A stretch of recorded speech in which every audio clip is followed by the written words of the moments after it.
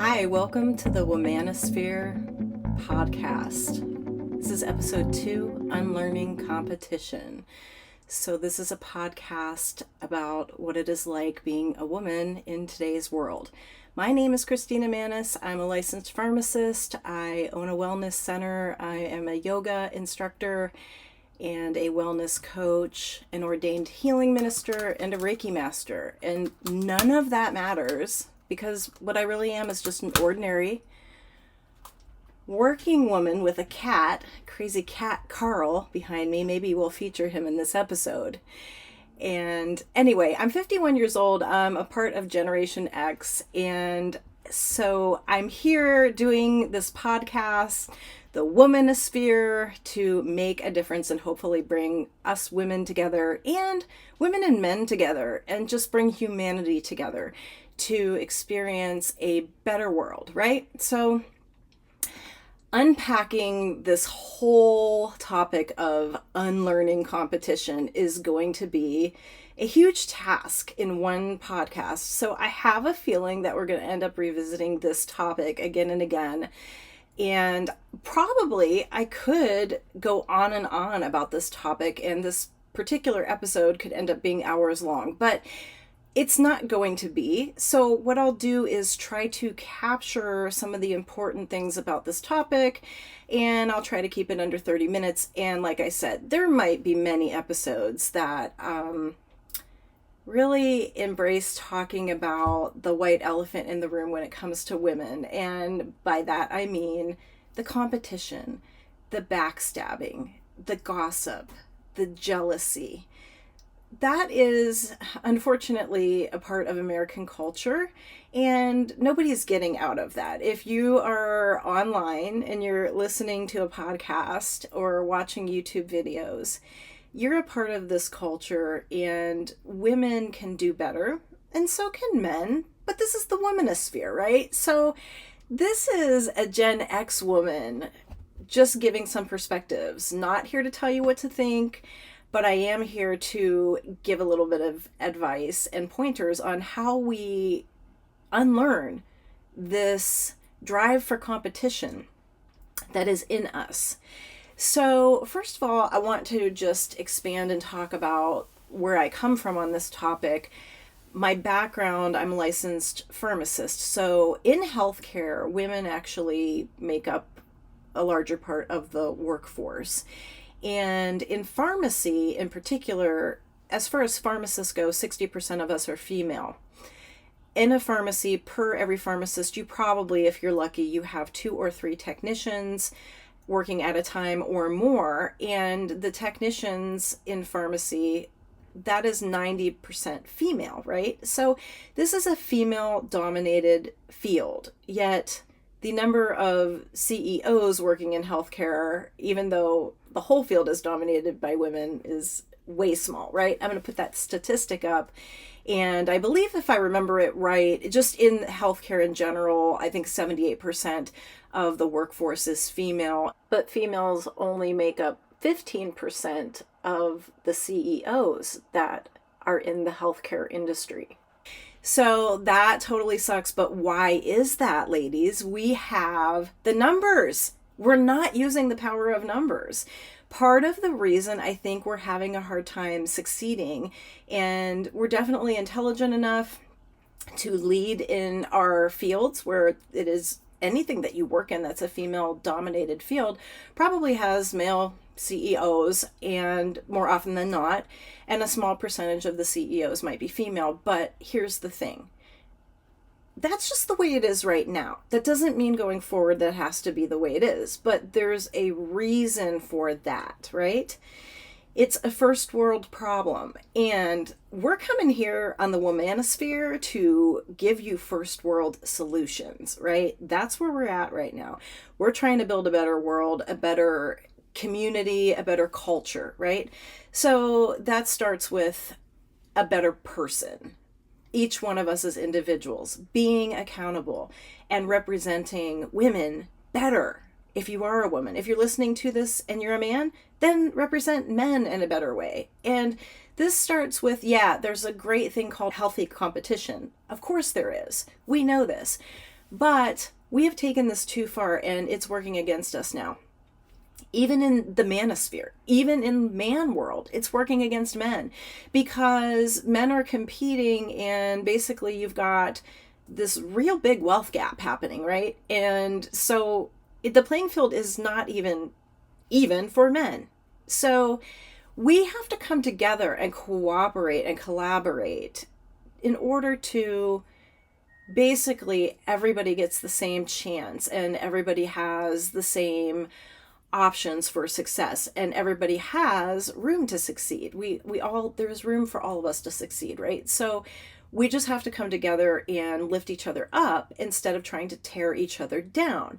So in my work in pharmacy, for example, of course, there's more, pharmacies are just full of women, right, working. That's usually how it is. There might be a man, and usually he would be, if it's a pharmacist, it usually is, he'll be the pharmacy manager or the pharmacist in charge of the whole pharmacy, whether he has the stats or not. I have seen it over and over and over again. Very elderly men who are ready to retire and they are slow at what they do, and the female pharmacist will run circles around them. You can see it in the numbers, or just a male pharmacist who just happens to be slower, or even some that are very lazy. They are the pharmacy managers a lot of the times. And so it doesn't matter that the staff pharmacists, who are the females, are running circles around the men with the stats. In those particular cases, I've seen it over and over again. It doesn't matter how hard you work as a woman, you're just not going to get anywhere. You're not going to be able to climb the corporate ladder as easily as a man. And for one of the corporations that I worked for, there is a woman who started out, I believe, like decades ago in stocking.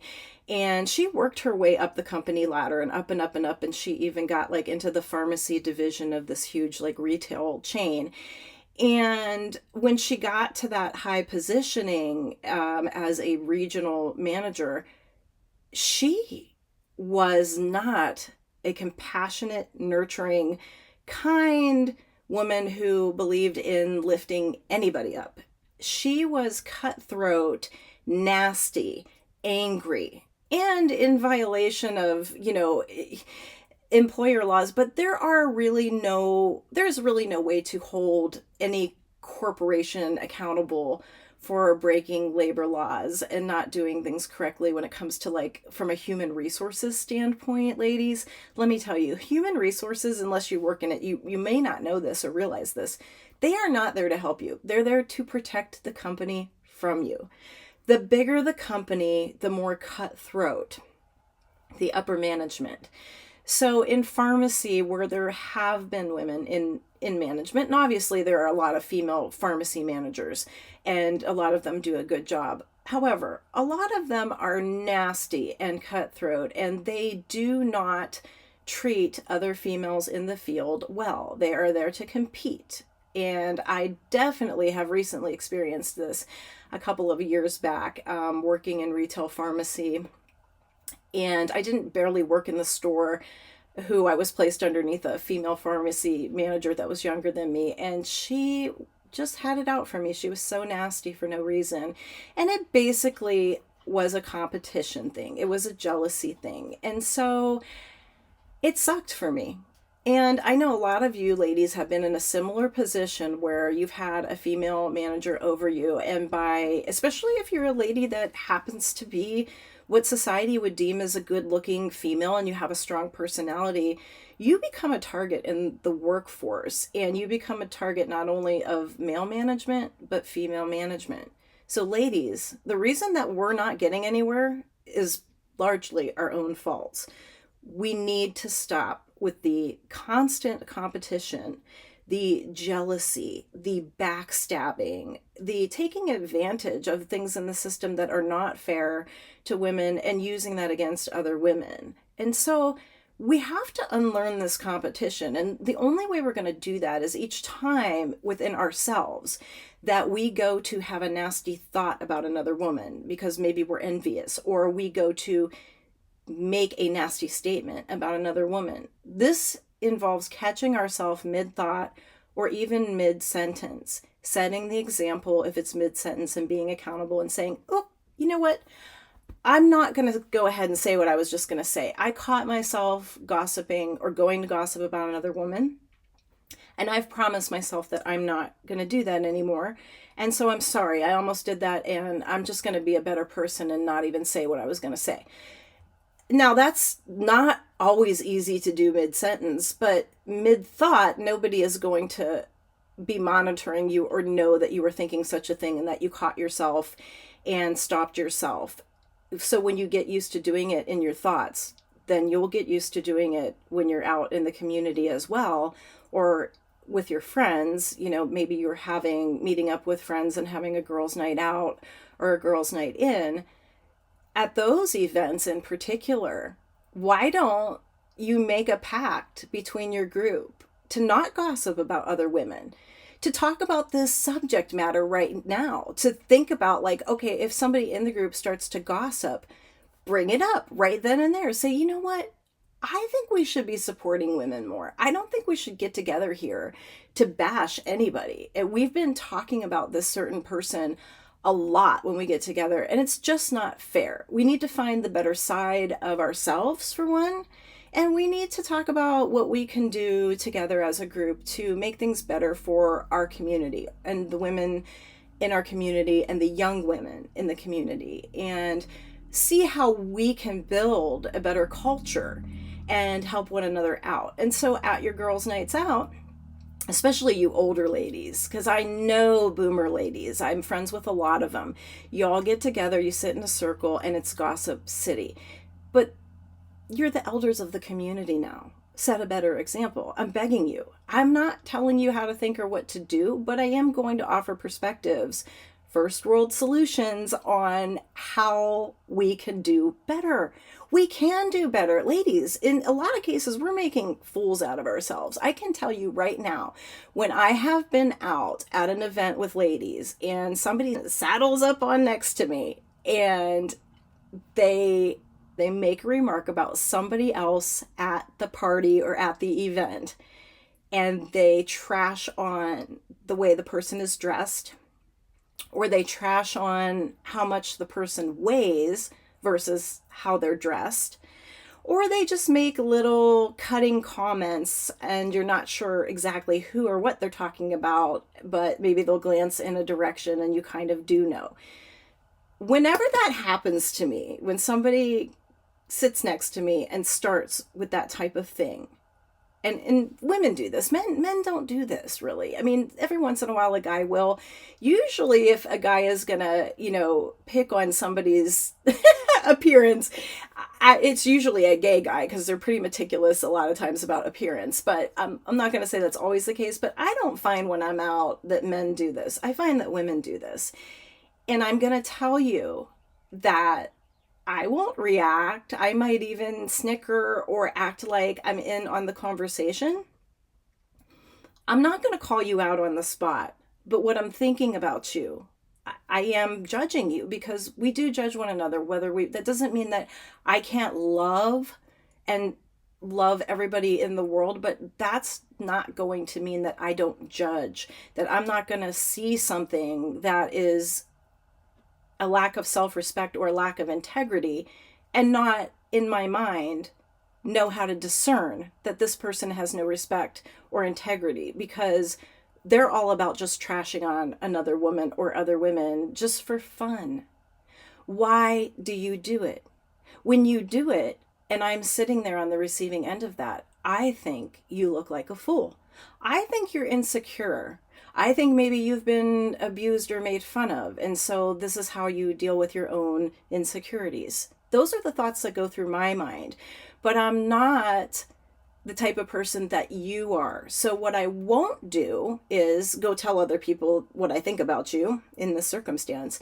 I won't gossip about you to get revenge on you or whatever, but I will hold an opinion of you, and I will be cautious around you, and I will know that you probably talk about me too behind my back. I won't call you out in public because I'm compassionate, and I think that's embarrassing, and I think that it would not be a case of me lifting you up if I were to call you out and say, hey, you know what, lady? Don't be sitting in here gossiping about people. You are not better than anybody else. I don't care how you think you look in comparison to other women in the room.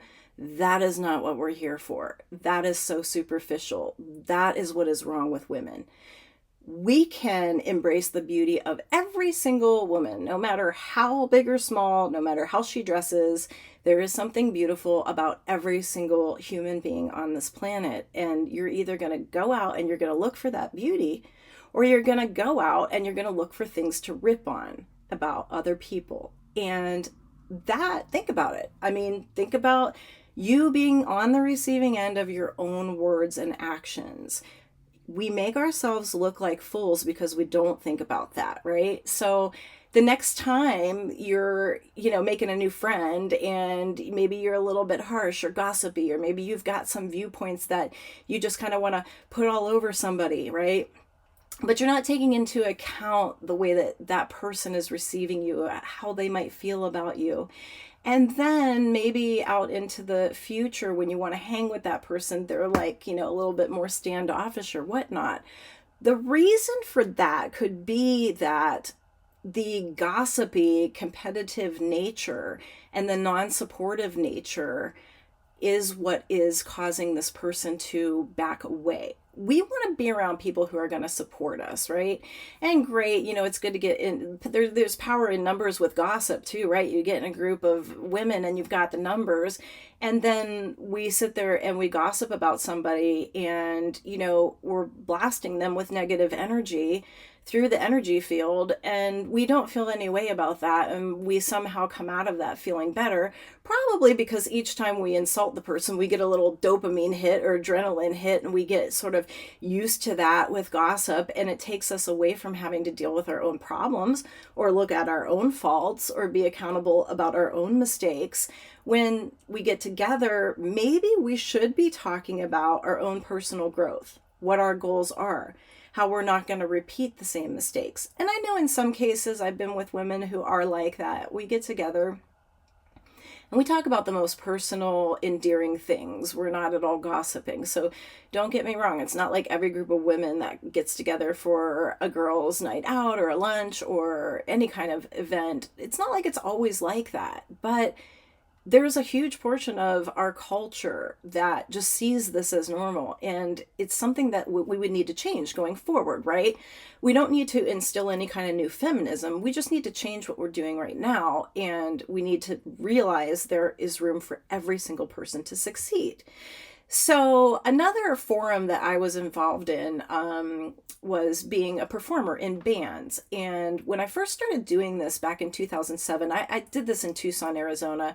I am not currently living there, although I will probably retire there and snowbird. But in any case, I was in performing bands for 10 years. And when I started out, I wanted to have an all-female band because there were none in town. And I just wanted to see how that would do. How would that unfold? Would we be able to get gigs? I was a total amateur at that point, and it was an experiment, and it actually ended up working. And I worked really hard at playing guitar, so I was able to learn how to play electric guitar and shred and have a lot of fun with it. And so as time went on, the band that I had originally formed that was all female, then it became 3 females and 2 males, and sometimes it was 2 females and 3 males. So it became mixed gender after a while. It didn't stay that way. But I will say that in Tucson, kudos, and I just, cherish the art community and music community there,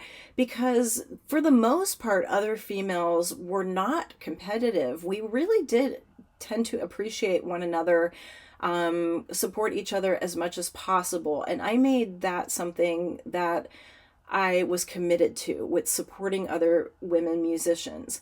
But of course, there's always going to be one or a small group, right? And so we had this group of women form a band specifically to rival me and my band. And at the time when this happened, we weren't even all female anymore, but this other opposing rival band was just the worst that they could be. I was in my 30s, maybe by that time, late 30s. These people wrote on the bathroom wall about us. I mean, that is how immature it was. And the one woman whose band it was, we'll just call her Amy. We'll use like ABCD names for this band. So we'll say like Amy, Betty, Candy, and Dolly, right? So we'll say the lead person, Amy, she was your typical, I feel threatened by every single woman in the scene, and she had a nasty thing to say about everybody, and it was like you had to earn her respect. And the weird thing about this is that she was a successful, beautiful woman. It wasn't even like she had an insecurity problem. I know that she did have an insecurity problem, other and a self-respect problem, because she would not have been acting like your typical catty, you know what, right? And so I just was bound and determined I was not going to let any of this get to me, and I just ignored it. Eventually, down the road, this is the insane part, where I mean, I think I took a lot of criticism for this, but there was a time within my own band that bandmates needed to address their own personal issues, and I had had enough of the toxicity of certain things coming through my door. Band practice was at my house, and I just needed to step away and give everybody a break from my own band. At that moment, one of the most nastiest members of the rival band, we'll say the nasty one, was Dolly. Dolly got kicked out of her band, and she was the other guitarist. So rival band comes to me and like invites me to play for them and play with them at some shows to like see if that's going to be a fit. And what do? I do it. I joined their band for 2 years. And it was, in every experience that I've had in working with other females, I will say that there are challenges, whether it was my own band or being in this, rival band that, I was able to just set the better example. And that's what I wanted to do. I always thought that I would work with this woman who I'm calling Amy. And we did, because I was going to force her somehow, or just know that somehow in a matter of years she was going to mature and just set aside all of the jealousy issues and feeling threatened issues that she had. But working with her was tough. But you know what? So was working with women when I had my own all-female band. There were body image issues for some of the bandmates, and that was taken out on me because I did not have that. And so it was a hard forum to work in. So when I speak to this level of competition, I am speaking from experience here. I have been in situations where, and most recently, to my surprise, I'm going to say I was in a situation the last couple of years here with boomer women that are like 65 to 75 years old, and a group of them actually got together and bullied me. And this was the first time that had happened. Like, the thing with the bands wasn't so much like me specifically. It was like, it was just a lot in the scene. This was a very specific, like, take somebody, bring them into your group, use them. I'm the person getting used because I just tend to help other people out, and I like helping women out. So, used me for everything I was worth, and then got really jealous over a couple of situations and started rumors about me, lies about me. And then when they were called out and the truth came out, they just dug their feet in even more. And it was really hard for me because I'm older now. I would have never thought I would have faced that at this point in my life. I was facing other challenges. I'm in menopause. So, like, who doesn't have challenges when you're Generation X, right? We're the most ignored generation on the planet, by the way. Like, it's ridiculous. We're always hearing about the boomers against the millennials and Gen Z coming in, and just like, where is Generation X, right? But it's because we're working. We're of a working age. We're not retired yet. And things have been not as easy for us as it was for the boomers. The economy is kind of hard go right now. And so everybody's a little bit on the struggle bus. The wealth gap is now huge. So, I remember saying in episode 1, like the 90s was fucking awesome, right? It was awesome. Like the economy was great. We were rolling. I was younger, in my 20s. It was amazing. But now, when things are a lot harder, was not when I was expecting for other women to bash me. At the same time, I will tell you, at this point in my life, I have some dear friends that are older than me, one of which it would be like something you'd see on TV. She literally just loves to treat me when I have had a hard time being self-employed and coming through financially. This woman has gifted me so many things and spoiled me just because she wants to. She is a person that loves everybody. Even, I mean, from the lowest gutter punk up to the billionaire that she knows, right? I mean, she loves everybody the same. She is a woman that I would say from, the younger boomers and maybe on the cusp of even being Gen X, that sets an example that is just amazing because she is not threatened by the success of other women. She is impressed by that, and she compliments other women and she lifts other women up. And so there's a contrast there at this point in my life between the kind of women that I've been exposed to recently. And, I'm surprised on both accounts. That level of generosity, it blows me away. Like, I am so grateful for that. I am so grateful for the women in my life who have been mentors.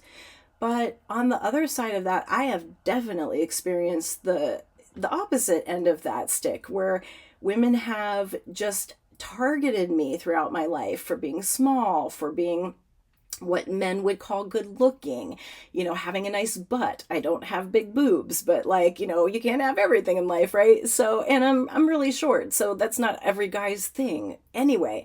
But for some reason, especially when I was younger, and definitely like more turning heads than I do now, because that's not even a thing with me anymore.